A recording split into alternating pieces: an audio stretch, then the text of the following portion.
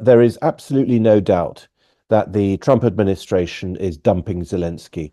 And frankly, I don't think he's got much time left. I noticed that Vitaly Klitschko was in the European Parliament, I think today, and I wonder if that's not he's not being shoehorned in. The It's not just Trump Right. who's been rude. It's not just Trump who's been rude about Zelensky. Trump has been very rude about Zelensky. He called him a dictator and so on, as you said. But JD Vance at CPAC in Washington, D.C., has said very harsh things about him. And so has Marco Rubio.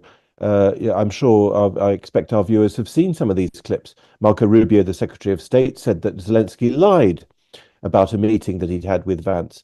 Vance was really very vehement against Zelensky and told him more or less told him to grow up.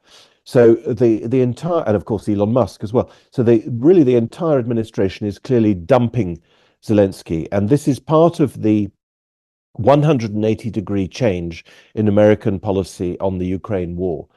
And there are many reasons why this has happened.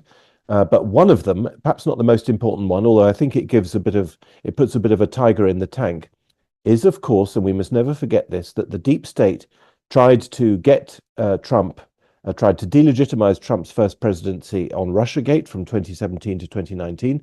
And then when, after that failed in 2019, in the first, quarter of 2019, then we had the first impeachment of Trump over Ukraine.